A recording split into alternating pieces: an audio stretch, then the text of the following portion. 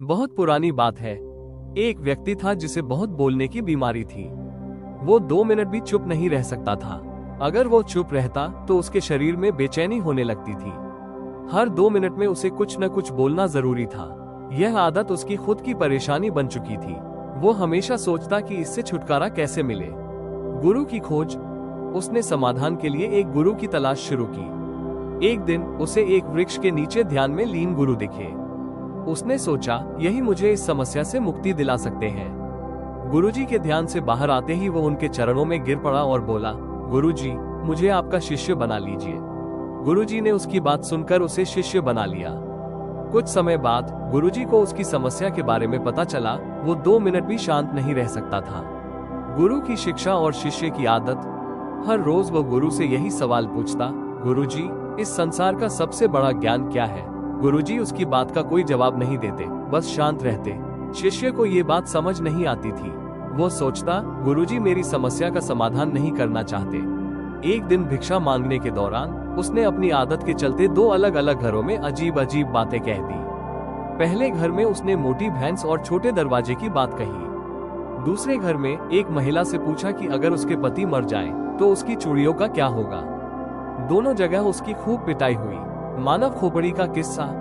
फिर जंगल में उसे एक बोलती हुई मानव खोपड़ी दिखी।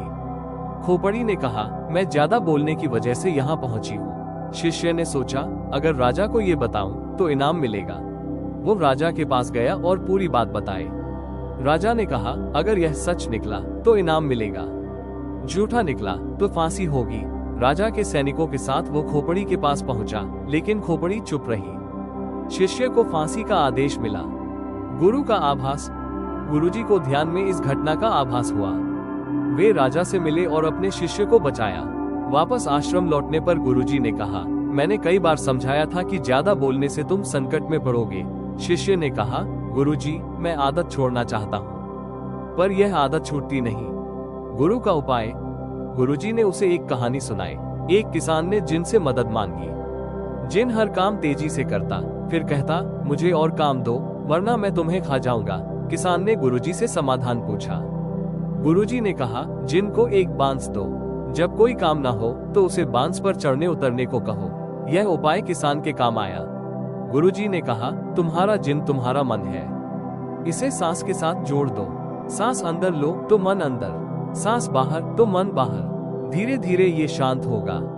मौन का अनुभव। एक रात शिष्य ध्यान में बैठा। उसने महसूस किया कि मौन में ही शांति है।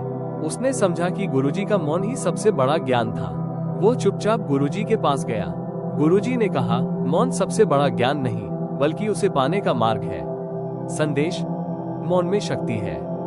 ज्यादा बोलने से हम समस्याएं खड़ी करते हैं। मन को शांत करने और ध्यान लगाने से जीवन में शांति आती है। हमें मौन को अपनाकर अपनी सोच को नियंत्रित करना चाहिए। मौन से बड़ा कोई सुख नहीं।